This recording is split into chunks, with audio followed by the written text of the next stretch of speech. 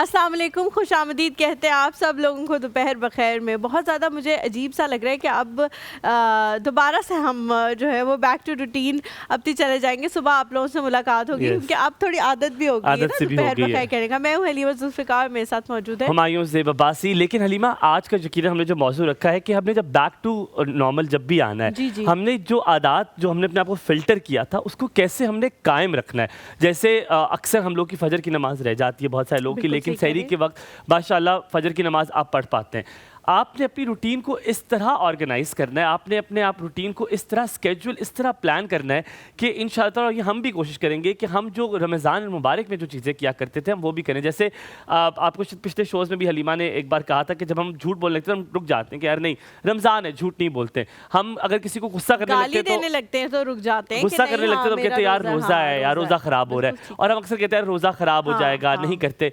तो यही चीज़ें हम नॉर्मल औकात में क्यों नहीं कर सकते? आपको क्या लगता है अगर रमज़ान आता है तो किस लिए आता है? ताकि आपको डिटॉक्स कर सके और जो चीज़ें आप भूल चुके हैं एक रियलिटी चेक आपको दोबारा मिल सके। हलीमा, आपसे सवाल यही है कि कौन कौन सी चीज़ें जो रमज़ान में आपने ली और आप उसको कंटिन्यू कर आगे लेके जाना चाहती हैं? अच्छा, एक तो ये चीज़ है कि आप हर चीज़ की वक्त की पाबंदी बहुत ज़्यादा करने लग जाते हैं रमज़ान में, मुझे लगता है। बिकॉज़ आपको पता होता है कि एक सर्टेन टाइम है, उसी पे सबने बैठ के खाना खाना है, वरना खाने के औकात बढ़ाए या घटाए भी जा सकते हैं, अपनी मर्ज़ी के हिसाब से हो सकता है। एक सर्टेन टाइम है जिस पे आपने सहरी करनी है और फिर एक टाइम आएगा जब बंद हो जाएगा, आप खाना नहीं खा पाएंगे या कुछ भी तनावल नहीं कर सकेंगे, तो आपको टाइम मैनेजमेंट बड़ी आ जाती है। इतने से बच के इतने मिनट पर मैंने बिस्तर से उठ जाना है, चाहे जितनी मर्ज़ी मुझे नींद आ रही हो, वरना मेरी सहरी रह जाएगी। इतने बज के इतने मिनट में मैंने दफ्तर से निकल जाना है, वरना मैं घर नहीं पहुंच पाऊंगा, बीच में कुछ सामान भी लेना होगा, बीच में कुछ चीज़ें भी करनी। तो एक तो टाइम मैनेजमेंट, दूसरा ये कि बहुत टाइम पे जब आप किसी के साथ कोई बात कर रहे होते हैं या मैं ख़ास तौर पे जब रश में गाड़ी चला रही होती हूँ तो बहुत ज़्यादा कभी कभी गुस्सा कर जाती हूँ और मुझे बड़ा गुस्सा आ रहा होता है लोगों के गलत गाड़ी चलाने पे या थोड़ा सा शीशे को टक्कर मार दिया मुझे, तो उस चीज़ को मुझे लगता है कि मुझे आवाज़ नहीं आई कैम चेंज करने की, तो उस चीज़ पे मुझे लगता है कि अब मैं ये करती हूँ कि यार मैं अब इसको, अब मैं बार बार ये बोलती हूँ कि मैं इसको क्या ही कहूँ मेरा रोज़ा है, मैं इसको क्या ही कहूँ मेरा रोज़ा है। तो मुझे लगता है कि उस चीज़ को मैं साथ में लेके चलूँगी कि जो मुझे गुस्सा आता था ट्रैफिक के बीच में आरज़ू हंस रही है बिकॉज़ वो मेरे साथ जाती है आती है, तो उसको पता है कि मैं गुस्सा करती हूँ, तो लेकिन अब मैंने कम कर दिया आरज़ू, तो अब मैं सोचूँ कि मैं ये जो है कंटिन्यू नहीं करूँगी। अच्छा, मैं शायद तुम्हारे काफ़ी ज़्यादा सिमिलर है, तो मुझे भी जो गुस्सा आता है, मुझे बहुत गुस्सा आता है, मुझे शायद रोड रेज है। हाँ। और कोई पास से गुजर जाए तेज़ी से और मुझे ज़्यादा गुस्सा आता है जो स्लो चल रहे होते हैं आगे, वो इतने स्लो चल रहे होते हैं, वो इतने स्लो चल रहे, और पता है क्या, मुझे आप जैसी गाड़ी क्रॉस करेंगे आप देखेंगे फोन पे, आई वाज अबाउट टू से दिस, के उस पे इतना गुस्सा नहीं आता। अगर कोई किसी को आदतन कोई आहिस्ता गाड़ी चला रहा हो, बहुत सारी ख़वातीन होती हैं जो आदतन आहिस्ता गाड़ी चलाती हैं, तो मुझे उन पे इतना गुस्सा नहीं आता। लेकिन जैसे ही आप उन्हें क्रॉस करते हैं और आप देखते हैं कि वो इंसान फ़ोन पे लगा हुआ है या वो कॉल पे बात कर रहा है, मुझे समझ नहीं आता लोगों के अंदर इतना कॉन्फिडेंस कहाँ से आता है कि वो फ़ोन गाड़ी चलाते जाते मैसेज कर रहे हो और वो उनको कोई रिग्रेट भी नहीं होता, देखते हैं नॉट गिल्टी। अच्छा, अब जो चीज़ें मैंने करनी है, एक तो मुझे लगता है कि हम मजाक में भी जो झूठ बोल देते हैं, तो मैं I am not going to do that. मतलब किसी से मजाक में भी कोई बहाना कर दिया, कोई झूठ बोल दिया, ये बस कर दो। मैंने कौन से इतना झूठ बोला है हलीमा? मजाक में बताऊं? मजाक में नहीं। So I am trying to do that कि मैं इंशाल्लाह ताला वो कम करूँगा। दूसरा, एक जो चीज़ है इंशाल्लाह मैं अपनी फजर की नमाज़ को कायम करूँगा कि मेरी फजर की नमाज़ अक्सर छूट जाया करती थी, तो इंशाल्लाह ताला मैंने एक वो चीज़ करनी है। एक और चीज़ जो रमज़ान में मुझे शायद मैंने अपनाई और मुझे बहुत अच्छी लगी कि मेरे खाने पीने की जो रूटीन थी वो बहुत डिफरेंट हुई और बड़ी अच्छी हुई कि एक ख़ास टाइम पर मैंने वो खाना खाया, एक ख़ास टाइम पे मैंने सहरी की, मैंने ख़ास मिकदार का खाना खाया, क्योंकि आपको बता था कि अब रोज़ा है, आपने उसके नहीं, लेकिन ये तो आपका बाकी सारा साल भी नहीं होता बिकॉज आप बहुत नपा तुला खाते हैं। हाँ, हर टाइम का क्वांटिटी में बिल्कुल रखता हूँ, क्वांटिटी में बिल्कुल रखता हूँ। 12 बजे इतना खाना है, 2 बजे इतना खाना है, तो वो तो आप पूरा साल हलीमा, अब मेरी टाइमिंग रात की डिनर्स की ख़राब होना शुरू की थी। हम ब्रेक लेते हैं, मैं आपको वापस आके बताऊंगा कि व्हाट एल्स एक और चीज़ है जो मैंने अपनानी है दोपहर बखैर में। छोटा सा ब्रेक, कहीं मजा आएगा, साथ रहें।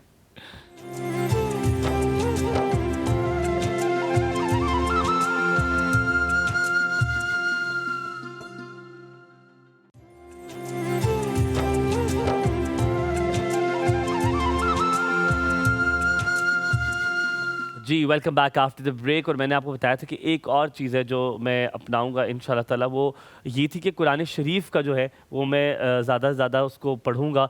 रमज़ान में बड़ा मुझे मौका मिल जाता था कि मैं पढ़ता उसकी तर्जुमे के साथ, तो इंशाल्लाह that I am going to continue. अपने मेहमान को बुलाते हैं जो कि जिनका तकरीबन 25 साल का एक्सपीरियंस है। उनकी उम्र का अंदाज़ा बिल्कुल आपने उससे नहीं लगाना है, बहुत छोटी सी, हो सकता है 12 साल की उम्र में उन्होंने शुरू कर दिया, यू नेवर नो।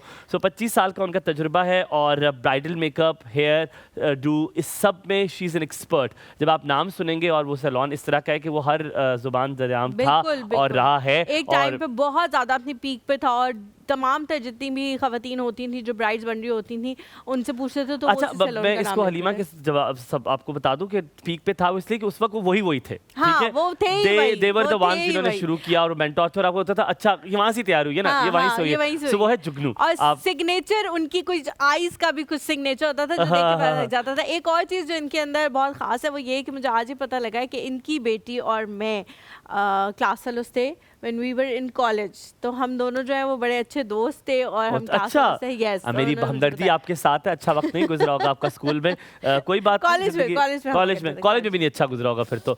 आपकी मुलाकात करवाते हैं जनाब द ओनर ऑफ IE जुगनू और जो सैलून की मालिका हैं, और आज उनसे बात करेंगे कि कैसे इतना नाम बनाया। और एक वाहिद ये लोग टाइकॉन्स होते थे कि वाहिद बेंचमार्क था कि होता था कि जी जुगनू से कराना है, क्या करना है इस ईद पे, क्या अपने चेहरे के साथ आप कर सकते हैं, अपने बालों के साथ कर सकते हैं, कटिंग कब करानी, सब कुछ पूछेंगे। हमारे साथ मौजूद है हुमा वकार। अस्सलाम वालेकुम, रमज़ान मुबारक हो आपको हुमा वकार जी। आइए प्लीज। कैसी हैं आप? वालेकुम अस्सलाम, बिल्कुल ठीक। प्लीज आप बैठिए। कैसे हैं? प्लीज आप बहुत अच्छी लग रही है माशाल्लाह। कैसा गुजरा है आपका रमजान?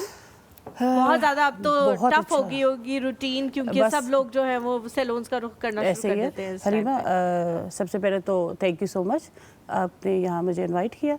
और रमज़ान आपको पता है पिछले 2-3 सालों से आई थिंक कि बहुत अच्छा जा रहा है, वेदर बहुत अच्छा है और अल्हम्दुलिल्लाह इस दफ़ा भी बहुत अच्छा जा रहा है। सैलून की जो रूटीन है वो आपको पता है 15 रमज़ान के बाद तो फिर टफ़ हो जाती है और एज़ यूजुअल चल रही है, बहुत अच्छी। शुक्र अच्छा, अक्सर मैं आपके साथ एक जोक करने लगा हूँ जो मुझे बहुत दूर से आ रहा है, पेट में दर्द हो रहा है मुझे। एक स्कूल में होते हैं ना जिनको देख के पता चलता है हाँ ये प्रिंसिपल है, ये वाली प्रिंसिपल होंगी, उनके एटीट्यूड से, उनके एक ग्रेस आपको से उनके प्रिंसिपल वाला एटीट्यूड ठीक लगता है। एक होती है जो कहती है, वो एक ज़माना होता है जो कहते थे पार्लर वाली ओनर कौन है, तो उसको हम पार्लर वाली कहते थे, ये पार्लर वाली ओनर है, ये वाली जो है ना ये लग रही है, तो लग रहा है आपका सैलून है और आप माशाल्लाह सही ग्रेसफुल हैं और माशाल्लाह हर चीज़ आपने ऑन पॉइंट की। मुझे ये बताएं, आप जैसा खूबसूरत अगर मैं अपनी बेगम को बनाना चाहूँ तो उसके लिए ईद से पहले उसने क्या क्या करना है? बेगम सुन लो, किसी और जैसी खूबसूरती चाहिए इसे तुम्हारे अंदर जी। हुमायूं, जो सबसे इम्पॉर्टेंट बात जो मैं रमज़ान में लोगों को ये कहती हूँ कि आपको पता है कि पानी का इंटेक कम हो जाता है जी। तो जो सबसे इम्पॉर्टेंट बात है वो ये है कि आप उस हाइड्रेशन को जो है वो पूरा करें। अच्छा, आफ्टर इफ्तारी आप एकदम से ना पिए लेकिन ग्रेजुअली उसको ज़रूर पिए। तो पूरे रमज़ान में नहीं पिया तो क्या पाइप लगा लेंगे? नहीं, पाइप ना लगा। पाइप लगा के मैंने 6 लीटर नहीं पिया हुआ था, आज 6 लीटर नहीं पिया। भाइयों, आज क्या हुआ है आपको? ऐसे ही तो आपसे तो महुआ जी तंग कर सकता हूँ ना मैं आपको, कोई मसला नहीं है। कैसे पीना? देखिए ये इट्स अप टू यू कि वो जो पीना चाह रहे हैं वो किस तरह से पीना चाह रहे हैं, बट लिक्विड इनटेक जो है ना वो बहुत ज़रूरी होता है। अच्छा, अगर आप नहीं ले सकते इन केस के कोई जैसे आप पाइप नहीं लगाना चाहते तो तो उसके लिए ये है कि डिफरेंट सीरम्स इतने आ गए हैं मार्केट में हाइड्रेशन वाले। जी, हाइड्रेशन के लिए हेलुरोनिक है आपके, सबसे ज़्यादा हेलुरोनिक जो है वो बहुत मतलब कि 1000 टाइम वर्क करता है वो आपके अगेंस्ट जो वाटर के। तो अगर आप वो लाइक फेस वॉश करें और 2-3 ड्रॉप रात को आप लगाते हैं सोते हुए तो वो बहुत अच्छा वर्क करता है। अच्छा, मुझे बताएं कि हुमा जी, जब भी हम हाइड्रेशन वगैरह के हवाले से बात करते हैं तो बहुत ज़्यादा हमारे दिमाग में ये आता है कि शायद सिर्फ पानी पीने से हाइड्रेशन नहीं, लेकिन बहुत सारे फ्रूट्स भी ऐसे हैं जिनके अंदर वाटर कंटेंट बहुत ज़्यादा है और अगर आप वो कंज्यूम कर लें तो शायद आपको वो 8 ग्लास पानी ना पीने पड़े। बिल्कुल ऐसे कौन है, कौन बिल्कुल से वो ऐसे। फ्रूट्स हैं जो आप रिकमेंड करेंगी कि स्किन के लिए भी बहुत अच्छे हैं और उनसे हाइड्रेशन भी हो जाएगी, तो मे बी अगर वो इस्तेमाल कर लें तो अगर जब आप मेकअप करें तो आपकी स्किन बहुत अच्छी लगेगी? ऐसे ही है। फ्रूट्स में आप सबसे ज़्यादा जो है अगर आप जो कोकोनट वाटर है वो लेते हैं वो बहुत अच्छा है। हाँ। और ये बाहर से भी ले सकते हैं, बाहर का भी कोकोनट वाटर, क्या आपको जो उसके जो असल होता है जो अच्छा तो ये है कि आप उसी वक्त उसको ओपन करवाइए। अच्छा, और वो उसको यूज कैसे करते हैं? जस्ट ऐसे ही, बस पीना है? हाँ, अच्छा, मुझे लगा कि फेस पे भी आप उसको इस्तेमाल कर सकते हो, ये बालों इट्स में अप भी। टू यू, आप लगा लो चाहे लगा लें, डजंट मैटर, इसमें कोई वो नहीं है, अच्छा उसका रिजल्ट होता है। नहीं नहीं, कोई फर्क पड़ेगा हाँ, लगाने लेकिन से, वैसे ही consume लगा करने लूँ से मैं। ज़्यादा देखिए अच्छा ऑर्गेनिक इतना महंगा है। चीज़ें, ऑर्गेनिक चीज़ें जो हैं वो आपको पता है कंटिन्यूसली यूज़ करने से आती हैं। 700 रुपये एक टाइम का मैं नहीं लगा सकता अपने मुंह पे ना। 700 रुपए का किधर मिल रहा है? नारियल 700 कहाँ से ले रही हो आप? आप सिर्फ नारियल का पानी लो ना, नारियल तो- क्या करना है आपने पूरा? नारियल भी तो ले सकते हैं। तो 250 रुपए का मिल जाता है ये। नारियल पूरा लेना पड़ेगा ना हमारा जी, नारियल पूरा लेना पड़ता है ना। ये आपके कोई अच्छे डिफरेंट ताल्लुकात चल रहे मैं हैं। आपको बताती हूँ, मैंने जो है ना खदीजा के पैदा होने से पहले जितना नारियल का पानी पिया है ना, किसने नहीं पिया होगा। और ये नहीं हो सकता था कि मैं तो रोज फर्क एक नहीं पड़ता? नारियल खाऊं और एक उसका पानी भी पीऊं। तो मैं सिर्फ पानी लेती थी और वो लोग दे देते हैं। हाँ, मैं ये दे पता नहीं देते हैं? कितने कितने बार, से तुमने पिया फिर? मैंने कुछ 4-5 महीने तो कम से तो कम फर्क पिया है। नहीं पड़ रहा उससे? पड़ा है ना? पड़ता है? अच्छा। अच्छा उमा जी, जब भी हम स्किन के हवाले से बात करते हैं, बहुत सारी ख़वातीन जो हैं उनको ये मसला होता है कि जी अब रमज़ान है, हमारा जो डाइट है वो सारी ख़राब हो गई, क्योंकि हम ये एयर फ्राइड में तो हर कोई नहीं खा सकता ना, तो हम लोग फ्राइड चीज़ें खाते हैं, उससे पिंपल्स निकलना शुरू हो जाते हैं। तो पिंपल्स को कवर अप करने के लिए एक तो कोई चीज़ बताएं कि हाँ इस तरह से कवर अप हो जाएंगे ताकि ईद वाले दिन आपकी स्किन जो है वो इवन लगे, ऐसा ना हो कि मेकअप के बावजूद जो है पिंपल्स नज़र आ रहे हो। जी बहुत अच्छा क्वेश्चन किया हरीमा। देखिए जब जितना भी आप फ्राइड लेते हैं आपका स्टमक हीटअप होता चला जाता है जी, ठीक है, जितना स्टमक हीटअप होगा आपका उतनी एक्नी प्रोड्यूस करेगा। तो एक तो डाइट में आपने थोड़ा सा ये ध्यान रखना है कि इस तरह के वाटर बेस्ड चीज़ें, आपका ये कुकम्बर है, कोकोनट वाटर है, और कोई भी वाटरमेलन, इस तरह की कोई भी लिक्विड चीज़ जिसमें वो थोड़ा सा यूज़ करें। दूसरा, अगर आउटर आप स्किन की केयर करते हैं तो उसमें वाटर बेस आपकी है क्लेंज़र, ठीक है, एलोवेरा और ज़ाइलिक एसिड होता है एक, वो अगर आप यूज़ करते हैं तो वो आपकी एक्नी को क्योर करेगा। बैक्टीरियल एक्नी होती है उसको क्योर करता है, आपकी पोर्स को क्लोज रखता है। तो जब भी पोर क्लोज होगा तो आपके जो एक्नी है वो नहीं प्रोड्यूस नहीं होगी। ठीक है हुमा जी, अक्सर जब भी ईद आने करीब लगती है तो लोग अपना हेयर डाई करा लेते हैं जल्दी से। जब भी आप ईद पे देखते हैं सबके लाल पटाख सर होते हैं, उनकी मांगे भी भरी हुई होती हैं, लाल वो नया नया कराया हुआ होता है, हेयर कट नया नया कराया हुआ होता है। तुमने ऑब्जर्व किया हुआ है ना, खवातीन को मांगे भी भरी हुई होती है। हलीमा मेरी आंखें चलती हैं, मेरे अंधा नहीं हूँ मैं, मुझे नजर आता है। रेस्टोरेंट में यही करता रहता है, ये रेस्टोरेंट में यही करता रहता है। ये आपने बदला लिया मुझसे पानी का पाइप वाला बदला लिया। मैं वापस आके सवाल करता हूँ, अब सवाल तब्दील हो गया, सवाल हो गया तब्दील, और वापस आके मैं हुमा जी से सवाल करूंगा बालों के हवाले से और डाई के हवाले से कि हेयर डाई के लिए, क्योंकि अक्सर मर्द हजरात भी कराते हैं, मुझे तो अल्हम्दुलिल्लाह जरूरत नहीं है, पर हलीमा जैसे जो लोग हैं इनके बाल वाइट हो जाते हैं। जरूरत है, मैं साइड से देखती हूँ, जिनके साइड एक छोटा सा ब्रेक लेंगे, ही मत जाएगा हमारे साथ। जिनके वाइट बाल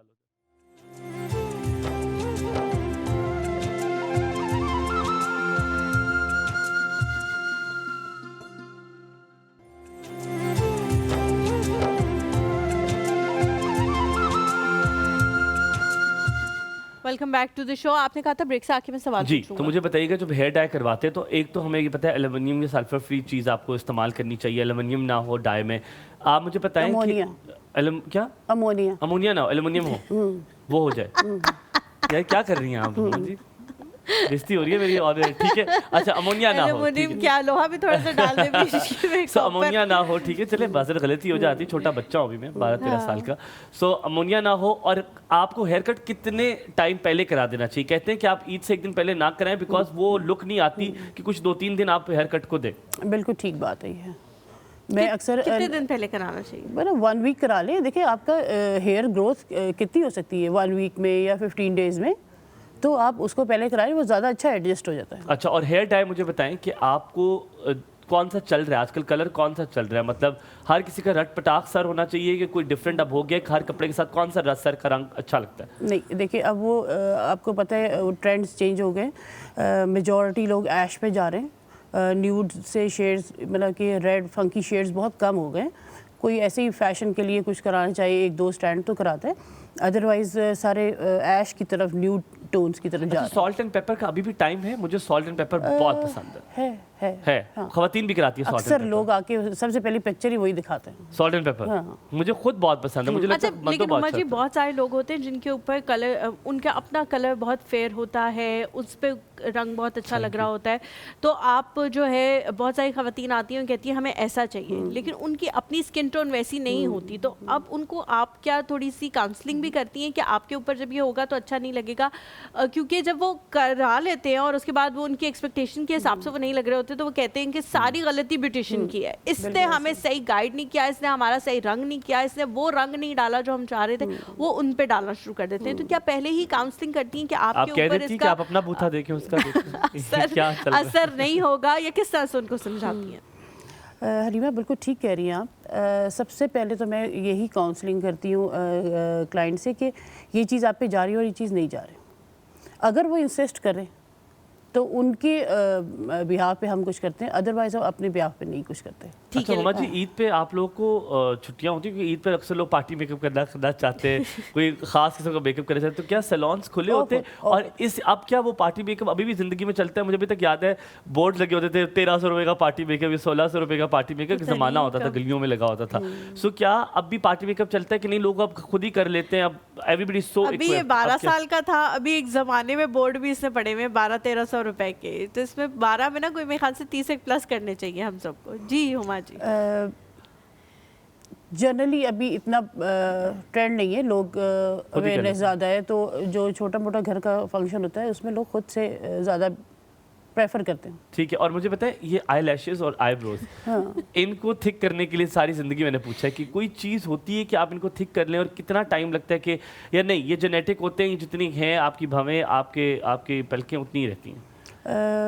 हमारी अगर आप जाते हैं ना होम रेमेडीज़ में, तो वो आपको पता है अफेक्ट करते करते टाइम लेता है। कैस्टर ऑयल ना कहिएगा, वो मेरी आंखें चिपक जाती है, आखिरी खुलती है मेरी इतना चिपक जाता है।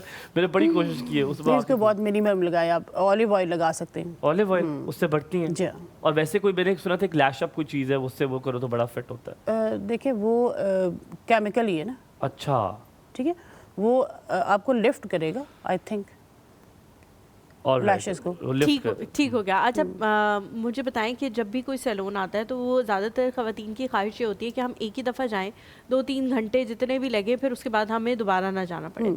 तमाम तर काम कराने के लिए, अब जैसे मैनी पेडी भी कराना है ख़वातीन ने, फेशियल भी कराना है, डाई भी कराना है, कितना टाइम जो है वो उनके लिए ठीक है कि उससे पहले आ जाए? या बहुत सारी ख़वातीन होती हैं बिल्कुल आखिरी दिन वो पहुंचती हैं कि जी हमें तो पूरा रमज़ान टाइम नहीं मिला, आज ही हम आए हैं और आज ही आपने सब कुछ करना है। रिएक्शन भी हो सकता है इस तरह की चीज़ों का जल्दी में, कितने टाइम पहले जो है करा लेना चाहिए? 3-4 डेज़ पहले भी अगर वो कराएंगे तो उसका इफेक्ट रहता है, सबसे पहली बात ये। दूसरी बात ये कि मैं पर्सनली कोई ऐसी चीज़ यूज़ नहीं करती कि उसका कोई रिएक्शन आए। ठीक है। हम हमेशा अकॉर्डिंग स्किन, मतलब लोग कहते हैं जी वाइटनिंग फेशियल करा दें, फलाना फेशियल। मैंने कहा ये फेशियल नहीं होता, आप हमेशा अकॉर्डिंग स्किन लें ताकि आपको फ़ायदा भी हो कि आपकी अगर स्किन की कोई भी प्रॉब्लम है वो ट्रीट हो रहा है तो तभी आपको इफेक्ट आएगा ना। तो खाली वाइटनिंग से ऐसे कुछ नहीं होता। तो मेरी कोशिश होती है कि मैं अकॉर्डिंग स्किन ही उनको ट्रीटमेंट दूँ। अच्छा मम्मा जी, अब एक ज़माना था जब फेशियल होते थे, आपके पास बड़ा काम था जी, वो कौन से फेशियल, वाइटनिंग फेशियल हो गया और ये हो गया, अब हाइड्रा ने वो सारी जगह ले ली है। क्या आप भी हाइड्रा में शिफ्ट हो गए कि आज भी नहीं वो क्लेंजिंग वाले जो क्रीम्स है? क्योंकि मुझे अभी पता है मैं जब अपने सैलून पे जाता हूँ तो मैं क्लेंजिंग वैसे ही हाथ से कराता हूँ, बिकॉज दैट्स व्हाट इज, वो उससे आपकी स्किन के पोर्स वगैरह, आपकी जो डर्ट होती है वो निकलती है, हाइड्रा से भी निकलती है। लेकिन क्या वो जो फेशियल जो होते थे पहले वो बिल्कुल ऑब्सोलीट हो गए, वो आप लोग बिल्कुल अब नहीं करते, उनका इफेक्ट अब बिल्कुल नहीं है जितना एक हाइड्रा का, और आप शिफ्ट हो गए हाइड्रा पे? हमारी हाइड्रा पे हम शिफ्ट हो गए हैं, लेकिन दोनों ही फेशियल्स चल रहे हैं, यकसा चल रहे हैं। और कौन कौन से चल रहे हैं अभी? हर, देखिए मैंने अभी बताया आपको, अकॉर्डिंग स्किन सबसे अच्छी चीज़ होती है। आप कोई भी काम करें अकॉर्डिंग स्किन, अकॉर्डिंग टेक्सचर करेंगे तभी ठीक होगा। अच्छा हाइड्रा के साथ क्या मिक्स एंड मैच भी कर सकते हैं कि अगर किसी को चाहिए कि वो थोड़ी क्लिनजिंग पहले करा ले उसके बाद हाइड्रा करा ले तो वो भी हो सकता है? बिल्कुल हो सकता है, ठीक हो गया। मैनुअल भी हो सकती है आपकी, क्लेंजिंग है। अच्छा एक चीज़ है जो हम अक्सर एक पैचेस लगाते हैं मुझे ना अक्सर बड़ा बता, मेरी हेड को ना ब्लैक हेड्स होते थे, वो लगाती थी पैचेस। जब वो उतारती थी ना तो 1 महीने बाद उसको जितने पहले थे ना उससे कुछ डबल हो जाते थे। तो मैं इतना हंसता था उससे, मैंने कहा तुम्हें क्या जरूरत है लगाने? कहती है अब मैंने लगाना शुरू कर दिया पैचेस, अब ये हो गया। फिर एक होता है जब आप हाइड्रा कर रहे होते तो वो एक डंडा से लेते हैं उससे निकाल रहे होते हैं, ठीक है, पील ऑफ कर रहे होते हैं, ठीक है, थैंक यू, ठीक है, तो वो उससे पील ऑफ कर होते हैं। क्या मैंने कभी पोर्स नहीं निकलवाने दिए, ब्लैक हेड्स नहीं निकलवाने दिए। मुझे लगता है कि एक बार निकलेंगे तो बार बार आएंगे। मुझे पता है एक तो ब्लैक हेड्स होते क्यों है नाक पे, और इसको निकालना क्या चाहिए? ब्लैक हेड्स होते क्यों हैं? उसका रीज़न ये होता है कि जब आपका पोर ओपन हो जाता है किसी भी रीज़न से, कोई आप हीट में ज़्यादा है, कहीं आप बाहर है, कुछ भी, तो अगर उसको आप क्लोज़ नहीं करते, उसको क्लोज करते, सॉरी, ठीक है, अगर आप उसको क्लोज़ नहीं करते तो वो उसमें डर्ट वट एवर जाके वो उसको ब्लैक हेड बना देता है। ठीक है, ठीक है। और जो आप स्ट्रिप की बात कर रहे थे, उसमें क्या होता है कि जब आप स्ट्रिप लगाते हैं तो आपकी स्किन पे जहाँ पोर्स ओपन नहीं भी हैं वहाँ पे भी जब आप वापस स्ट्रिप खींचते हो ना वो भी ओपन हो जाते हैं। इस वजह से वो नेक्स्ट टाइम डबल हो जाते हैं। वेरी आपने बहुत सही बताया है, वेरी नाइस। हम एक छोटा सा ब्रेक लेते हैं, ब्रेक के बाद वापस हाजिर होंगे, कहीं मत जाएगा हमारे साथ से। दोपहर बखैर।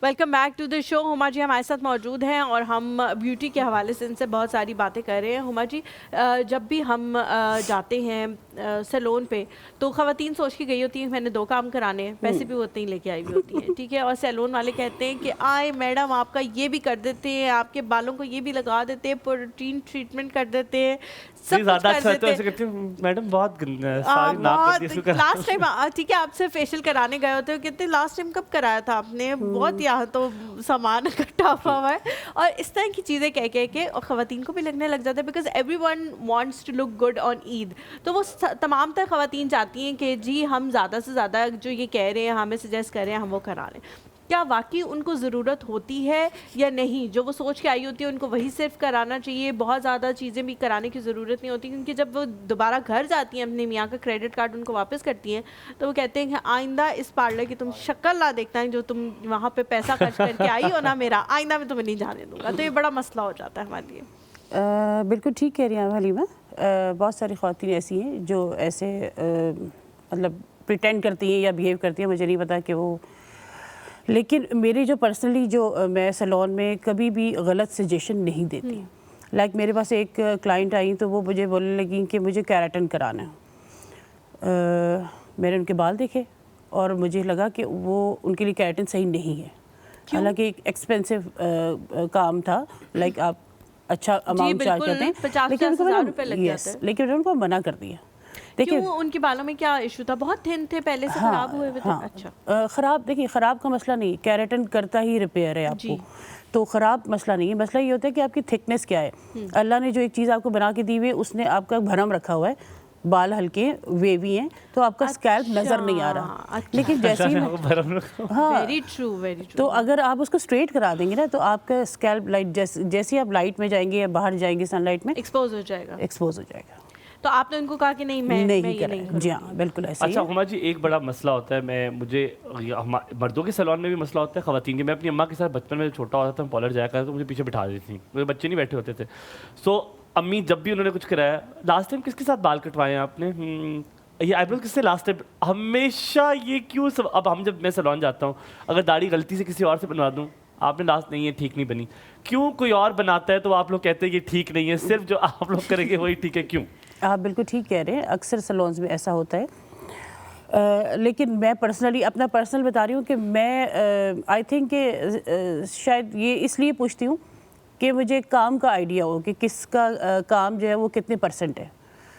अच्छा, जब कोई हेयर कट कर रहा होता है और वो ये क्वेश्चन करता है तो वो क्यों ये क्वेश्चन करता है, लाइक हलीमा को अच्छा पता चलेगा कि आपके कर्ल्स आ रहे हैं, ठीक है, एक आपका स्टैंड यहाँ पर है तो दूसरा यहाँ नीचे आ रहा है कोई 4 इंच के नीचे, तो हमें फ़ौरन पता चल जाता है कि जिसने हेयर कट किया उसका हेयर कट अनाड़ी था। तो फिर हम ये क्वेश्चन इसलिए करते हैं कि हमें आइडिया हो कि भाई आप नेक्स्ट टाइम। जब अगर मैं आज जुगनू जाना चाहूँ, ठीक है, या मेरी बेगम जाना चाहे, ऑफ कोर्स फॉर फीमेल्स है right, it's only for female. आप कभी भी अपना सैलून जल्दी चेंज नहीं करते, जिसके एक हाथ का बैठा होता है आप कहते हैं यार इसका हाथ बैठा हुआ नहीं करते, तो आप कैसे कन्विंस करेंगी कि आपके सैलून को कोई नया ट्राई करना चाहता है तो नया ट्राई करना चाहिए? हो सकता है आपने वो हाथ बिठाया हुआ लेकिन उससे बेहतर किसी का हाथ हो और वो आपसे ज़्यादा बेहतर मेकअप आपके लिए कर दे या हेयर कट आपकी ज़्यादा बेहतर कर दे। हम अक्सर कहते नहीं मेरे बालों का उसी को पता है, मैं कहता हूँ मेरी दाढ़ी का उसी को पता है। तो बंदा चेंज करने में आपके पास साइंस क्या, आप कन्विंस कैसे कर सकती हैं कि वो बंदा चेंज कर ले और क्या पता उससे ज़्यादा बेहतर काम कर सके? आप मेरे ही सैलून की बात कर जी, रहे हैं? आपके सैलून की बात। ओके। मुझे जो मेरे अपने वर्कर्स हैं, ऑफ कोर्स मुझे उनका पता होता है कि वो कौन कितने पानी में हैं। ठीक है। मैं कभी भी कोई नया आप लोग पानी क्लाइंट में कर रहे हैं काम? जी नहीं, तो मैं कभी भी कोई नया क्लाइंट किसी भी जूनियर को नहीं देती। अच्छा, मैं हमेशा ओके। अपने सीनियर को ही देती ठीक हूँ और हमेशा उसको देती हूँ कि जिसका मुझे पता है कि यार इसने 100% काम करना है।